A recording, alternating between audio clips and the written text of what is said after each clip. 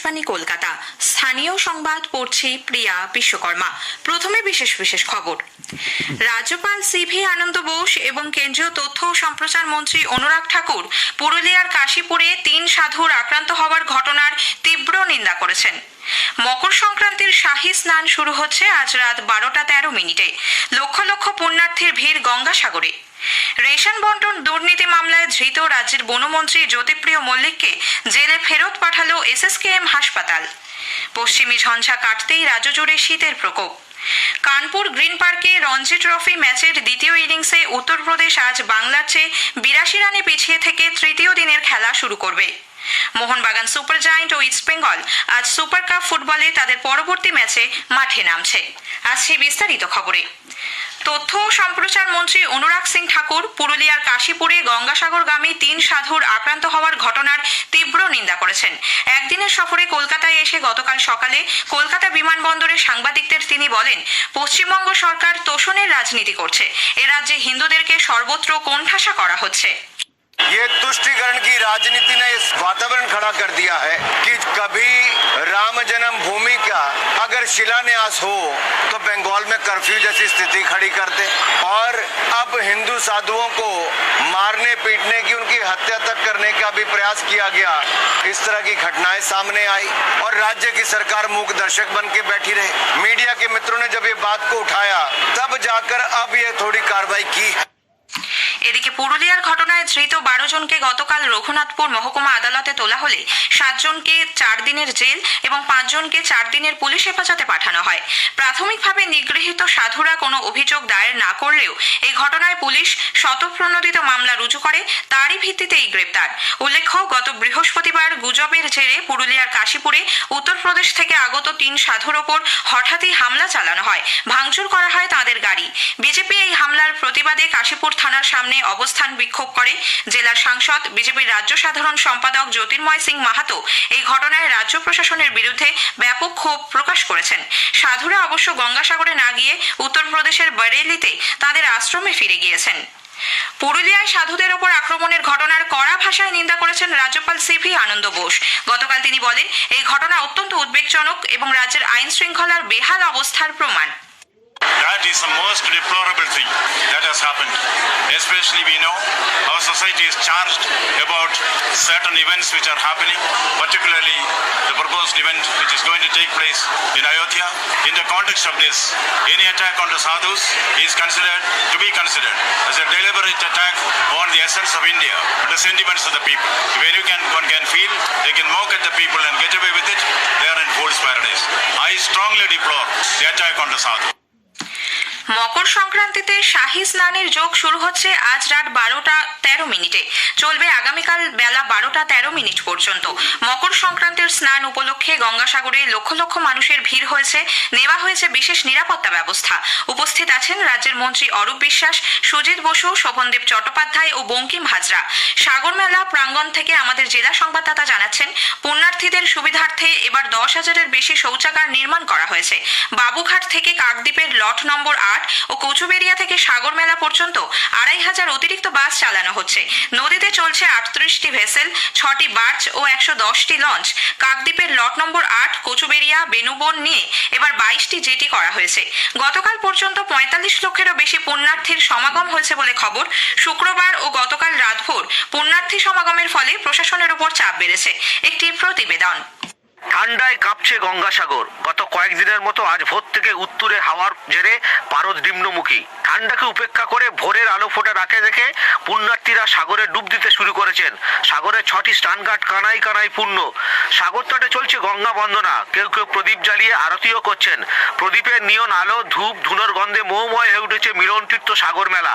কেউ কেউ গরুর লেজ ধরে বৈতরণী পার হচ্ছেন। পুণ্যার্থীদের টুকরো টুকরো ছবির কোলাজে মেলা আরো রঙিন ও বর্ণময়। সাগর তট নিরাপত্তায় মুড়ে ফেলা হয়েছে। সাগরে টহল দিচ্ছে ভারতীয় নৌবাহিনী, উপকূলরক্ষী বাহিনী ও এনডিআরএফ এর স্পিড বোট। আকাশে ওড়ানো হচ্ছে ড্রোন। তটের একাধিক ওয়াচ টাওয়ার থেকে চলছে নজরদারি। সাগর স্নানের পর কপিলমুনি মন্দিরের সামনে পুণ্যার্থীদের লম্বা লাইন। আজ দিনভর লক্ষ লক্ষ পুণ্যার্থী মেলায় আসবেন। ভিড়ের চাপে প্রচুর পুণ্যার্থী নিখোঁজ হয়েছেন। মেলার পাবলিক অ্যাড্রেস সিস্টেমে চলছে অনবরত ঘোষণা। গঙ্গাসাগর থেকে গৌতম মণ্ডল, আকাশবাণী সংবাদ। গঙ্গাসাগর মেলা উপলক্ষে চলা বিশেষ ট্রেনের ধাক্কায় দক্ষিণ চব্বিশ পরগনার জয়নগরে গতকাল এক ব্যক্তির মৃত্যু হয়েছে। বিকেলে দ্রুত গতিতে ট্রেনটি শিয়ালদা থেকে নামখানার দিকে যাবার সময় জয়নগর মজিলপুর স্টেশনের কাছে লাইনের ওপর দিয়ে হাঁটতে থাকা মাঝবয়সী ওই ব্যক্তিকে ধাক্কা মারে ঘটনাস্থলেই তাঁর মৃত্যু হয়।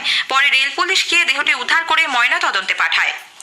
মকর সংক্রান্তিতে প্রচুর পুণ্যার্থীর গঙ্গায় আগমন উপলক্ষে আগামীকাল কলকাতায় চক্ররেল চলাচল নিয়ন্ত্রণ করা হবে।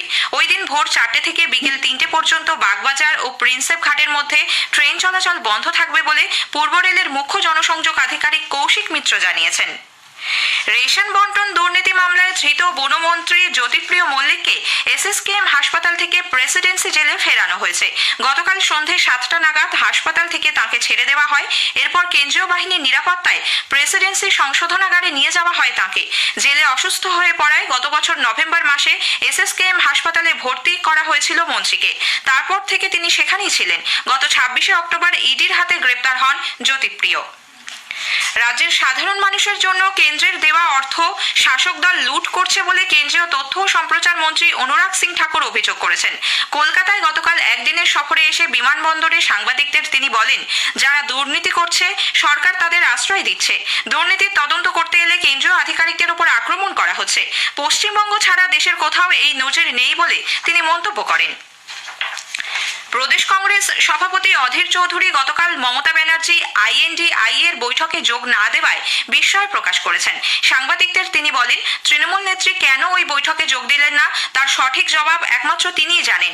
অধীরবাবু এদিন পশ্চিমবঙ্গের সাম্প্রতিক দুর্নীতি নিয়েও কড়া সমালোচনা করেন। তিনি বলেন, বাংলায় তৃণমূল কংগ্রেসের আমলে শিক্ষক ও পুর নিয়োগে দুর্নীতি সহ নানা কাণ্ডে জড়িয়ে আসে শাসক দল। এসএসকেএম হাসপাতাল এখন সাধারণ মানুষের চিকিৎসার বদলে দুর্নীতিগ্রস্ত নেতাদের গা ঢাকা দেওয়ার জায়গা হয়েছে।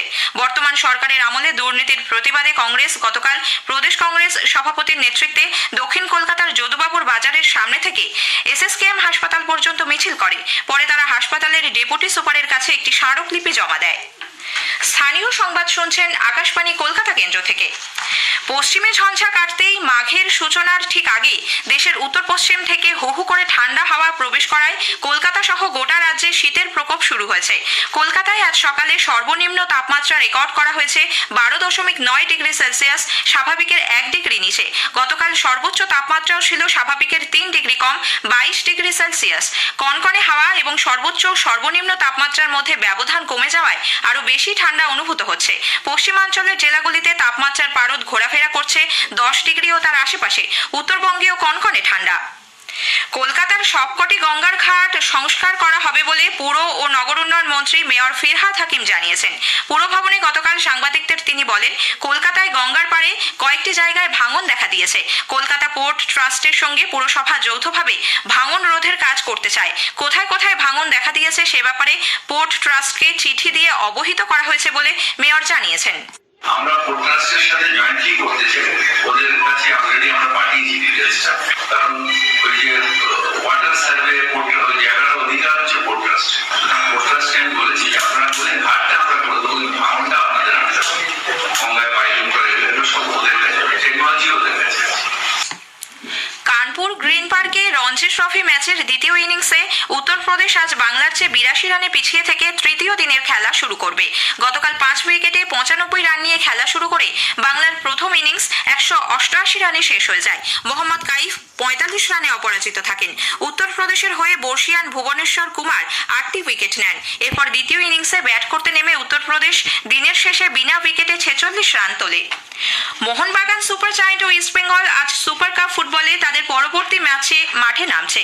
দিনের প্রথম ম্যাচে মোহনবাগান হায়দ্রাবাদ এফসির মুখোমুখি হবে। কলিঙ্গ স্টেডিয়ামে খেলা শুরু হবে দুপুর 2টায়। দ্বিতীয় ম্যাচে ইস্টবেঙ্গল শ্রীনিধি ডেকানের মুখোমুখি হবে। খেলা শুরু সন্ধ্যে 7:30টায়। দুই দলই তাদের প্রথম ম্যাচে জয় পেয়েছে। মোহনবাগান সুপার জায়ান্ট 2-1 গোলে শ্রীনিধি ডেকানকে এবং ইস্টবেঙ্গল 3-2 গোলে হায়দ্রাবাদ এফসিকে হারিয়ে দেয়। দুই দলই প্রথম ম্যাচে 3 পয়েন্ট সংগ্রহ করেছে। গোল দেবার পরিসংখ্যানে এগিয়ে থাকায় ইস্টবেঙ্গল গ্রুপের শীর্ষে, মোহনবাগান দ্বিতীয় স্থানে রয়েছে।